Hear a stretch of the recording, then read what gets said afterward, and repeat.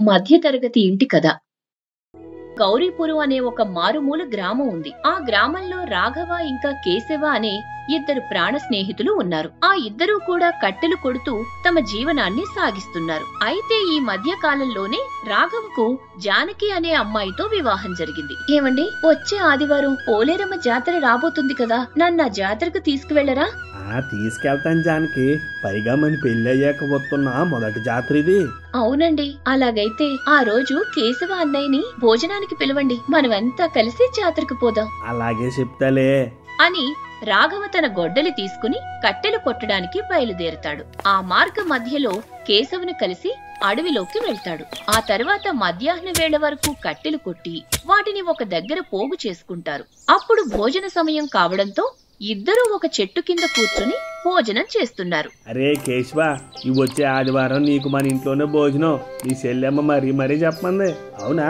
మా చెల్లెమ్మకి నేనంటే చాలా అభిమానం. నిన్ను ఇలా చూస్తా ఉంటే నాకు కూడా త్వరగా పెళ్లి చేసుకోవాలనుంది. అబ్బో, దానికి ఇంకా చాలా సమయం ఉందిలే. ఇప్పుడైతే నువ్వు సంతోషంగానే ఉన్నావు కదా. ఏమైందిరా, పెళ్లి జీవితం అంత కష్టమైంది? అది నేను చెప్తే అర్థం కాదులే, మన అంతటా మనమే అనుభవించి తెలుసుకోవాలి. అలా వారిద్దరూ సరదాగా కబుర్లు చెప్పుకుంటూ భోజనం చేస్తుంటారు. ఆ తర్వాత తిరిగి కట్టెలు కొట్టడానికి సిద్ధపడతారు. నిజానికి ఈ విధంగా కొట్టిన కట్టెలన్నీ కూడా సర్పంచ్ మనిషి వచ్చి బండిలో ఎక్కించుకుని వెళ్తాడు. ఇదిగా మీ కూలి డబ్బులు, రేపు ఇంకొంచెం ఎక్కువ కట్టెలు కొట్టమనే సర్పంచ్ గారు చెప్పారు.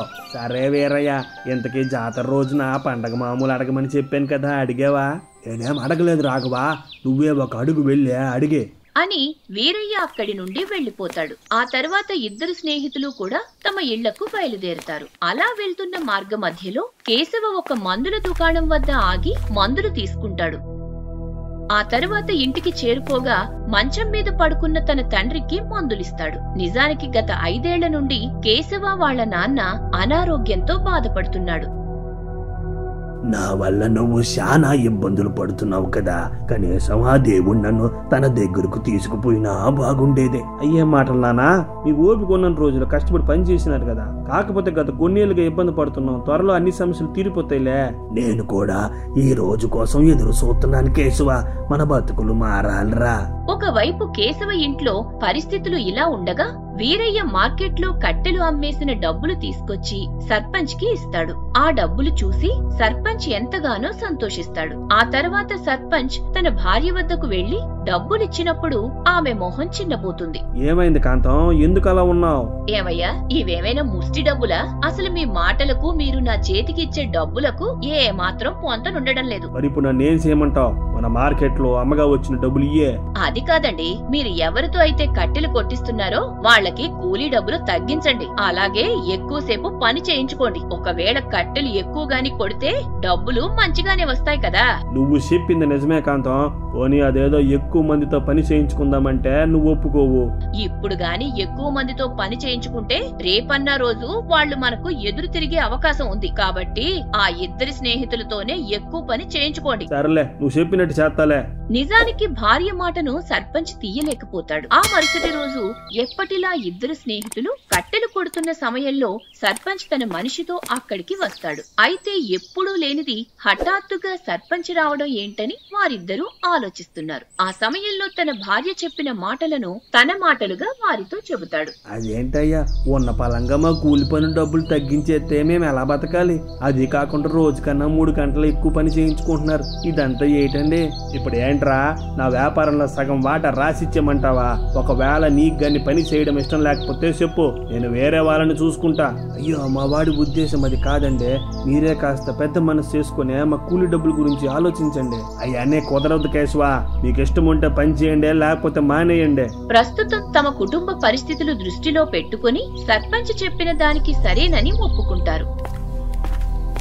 ఆ రోజు నుండి ఇద్దరూ కష్టపడుతూ రోజులో 3 గంటలు ఎక్కువసేపు పని చేయటం జరుగుతుంది. ఈ విధంగా కష్టపడిన వారికి తక్కువ డబ్బులు రావడంతో బాగా నిరాశ చెందుతారు. దాంతో కేశవ ఒక పూట భోజనం మానేసి తన తండ్రి కోసం మందులు తీసుకోవాలని భావిస్తాడు. నానా కేశవ, నువ్వు భోజనం చేసావారా? తినేశాను నాన్న, ఈరోజు కోడి కూర వండుకున్నానులే. అవునా, చాలా మంచిదిరా. ఏంటండి ఈ రోజు ఆలస్యమైంది? మీరు మీ స్నేహితుడు ఎక్కడికైనా బయటకు వెళ్లారా? లేదు జానకే, ఈ రోజు నుండి ఇలాగే ఆలస్యం అవుతుంది. మాకు కొంచెం ఎక్కువ పని పడిందిలే. అవునా, సరైన సమయంలోనే కష్టపడుతున్నారు. నువ్వేం మాట్లాడుతున్నావో అర్థం కావట్లేదు జానకి. విషయం ఏమిటో చెప్పు. ఆ సమయంలో జానకి తన భర్త నోటికి తీపి చేసి తాను గర్భవతి అనే విషయం భర్తతో చెబుతుంది. ఆ మాట వినగానే రాఘవ ఆనందానికి అవధులుండవు. అప్పుడు జానకి మాట్లాడుతూ, ఇప్పుడు మీరు కష్టపడే ప్రతి రూపాయి కూడా మన బిడ్డ భవిష్యత్తు కోసం అయ్యుండాలి. ఏమంటారు? నువ్వు చెప్పింది నిజమే జానకి. నీకు నీ కడుపులో పెరుగుతున్న బిడ్డకు ఏ కష్టం రాకుండా చూసుకుంటా. అబ్బో, ఇదంతా నా మీద ప్రేమ కాదులే, త్వరలో రాబోయే మీ బిడ్డ కోసమే కదా. ఆ సమయంలో జానకి మాటలేవి రాఘవ బుర్రలోకి ఎక్కవు. నిజానికి సర్పంచ్ తన జీతం తగ్గించిన విషయం భార్యతో చెప్పలేదు. ఈ విధంగా 3 వారాలు గడుస్తాయి. అలానే రాఘవకు ఇంట్లో అవసరాలు పెరగటం వల్ల ఒక రోజు సర్పంచ్ వద్దకు వెళ్లి అప్పుగా డబ్బులు అడుగుతాడు. ప్రస్తుతం నా దగ్గర డబ్బులు లేవురా, కావాలంటే ఒక 10 రోజుల్లో ఏమైనా సర్దగలను. అదేంటయ్యా, నేను అడిగిందో 1000 రూపాయలు మాత్రమే. ప్రస్తుతం నా భార్య కడుపుతో ఉందండి, దయచేసి డబ్బులు ఇవ్వండి. ఇప్పుడు ఏంట్రా, నా దగ్గర డబ్బులు పెట్టుకొని నీకు ఇవ్వడం ఇష్టం లేదనుకుంటున్నావా? నా ఉద్దేశం అది కాదండి. మా ఇంట్లో పరిస్థితుల వల్ల అలా మాట్లాడానంతే. ఇప్పుడైతే నా దగ్గర డబ్బులు లేవు కాబట్టే నన్ను ఇసిగించుకుని ఇక్కడి నుండి పో. సర్పంచ్ మాటలకు రాఘవ నిరాశగా అక్కడి నుండి వెళ్లిపోతాడు. ఆ తర్వాత కట్టెలు కొట్టడానికి వెళ్లినప్పుడు రాఘవ తాను చేసే పని మీద దృష్టి పెట్టలేకపోతాడు. అప్పుడు విషయం ఏమిటని కేశవ అడిగినప్పుడు రాఘవ జరిగింది మొత్తం చెబుతాడు. సర్పంచ్ కే బాగా పొగరు ఎక్కువైందిరా.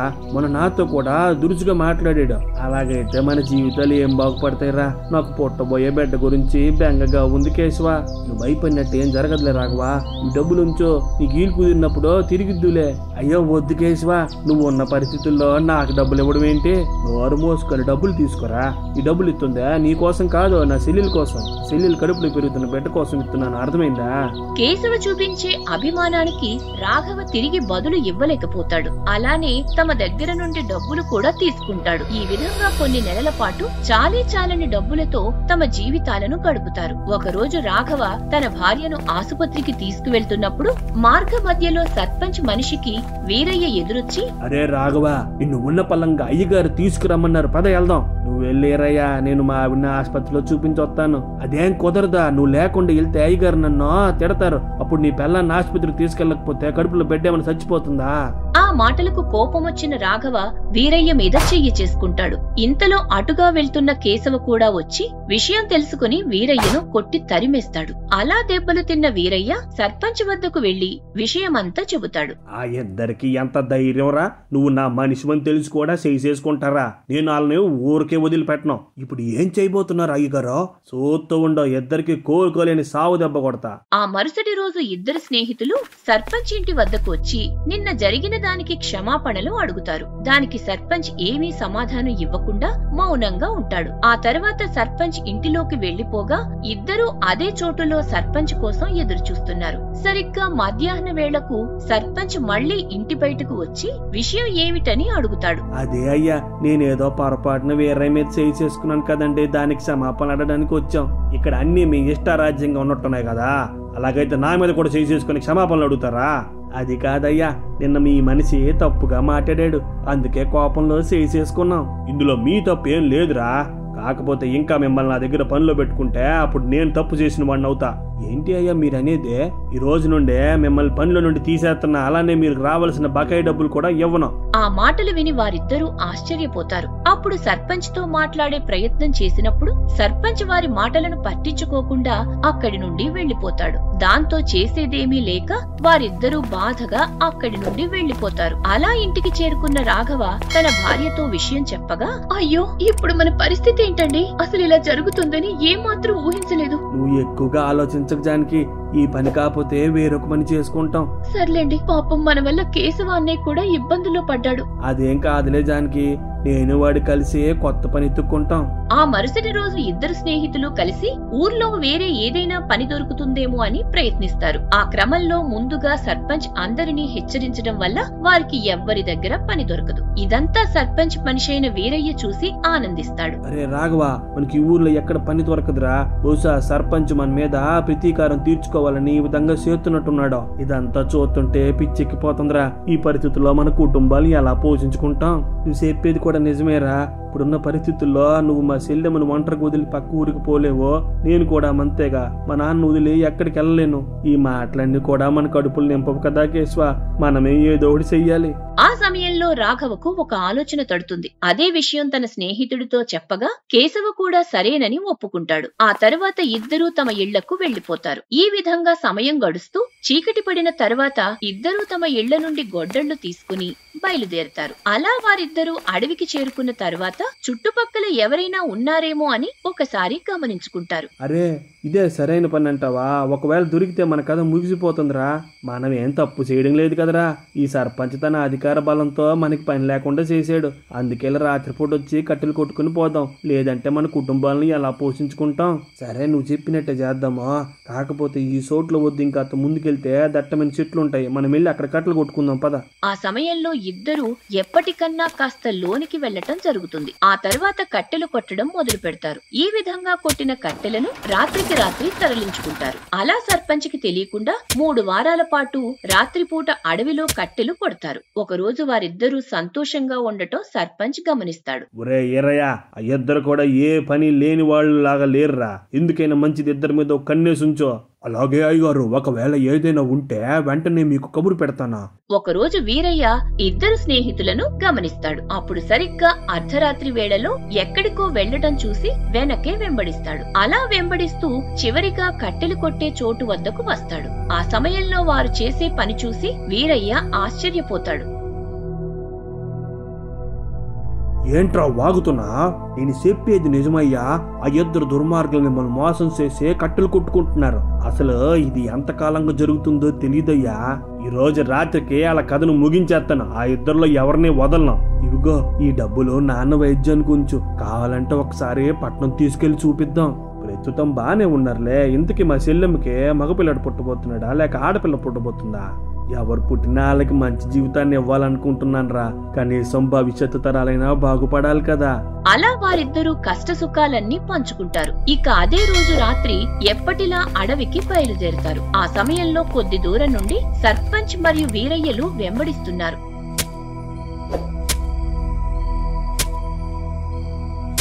అయ్యాద వాళ్ళకి ఎంత ధైర్యం రా. ఇప్పుడు నాకొచ్చే కోపానికి వాళ్ళిద్దరి ప్రాణాలు తీసేస్తాను. ఆ సమయంలో సర్పంచ్ కోపంగా అక్కడి నుండి వెళ్లిపోయే సమయంలో అక్కడున్న ఒక విషసర్పం అతన్ని కాటు వేస్తుంది. అప్పుడు వీరయ్య పామును చూసిన కంగారులో అక్కడి నుండి పారిపోతాడు. దాంతో సర్పంచ్ నిస్సహాయ స్థితిలో కింద పడి ఉంటాడు. కేశవ, నీకేదైనా సప్పుడు వినిపిస్తుందా? అదేం లేదురా. బహుశా అడవిలో ఏదో జంతువు తిరుగుతుందేమో.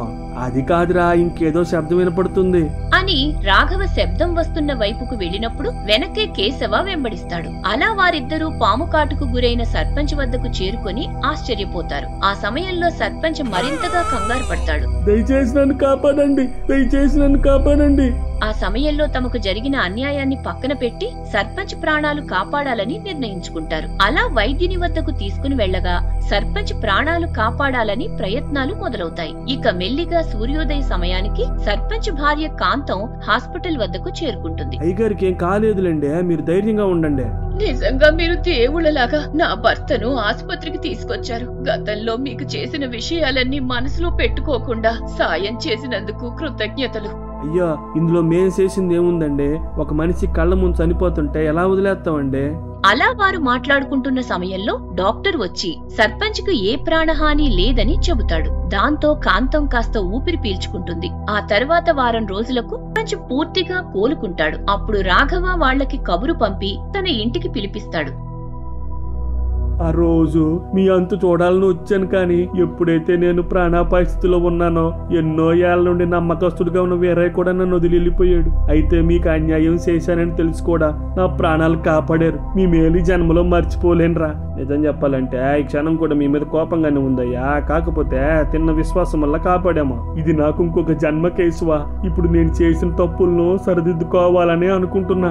ఆ సమయంలో సర్పంచ్ మాట్లాడుతూ రాఘవ, కేశవ వాళ్ళని తిరిగి మళ్లీ పనిలోకి రమ్మని చెబుతాడు. అలానే వారి కష్టానికి తగ్గ జీతం కూడా ఇస్తానని మాటిస్తాడు. అలా సర్పంచ్ లో కలిగిన మార్పుకు వారిద్దరూ సంతోషిస్తారు. ఆ రోజు నుండి ఇద్దరు స్నేహితులు తిరిగి తమ మునుపటి జీవితాన్ని మొదలు పెడతారు.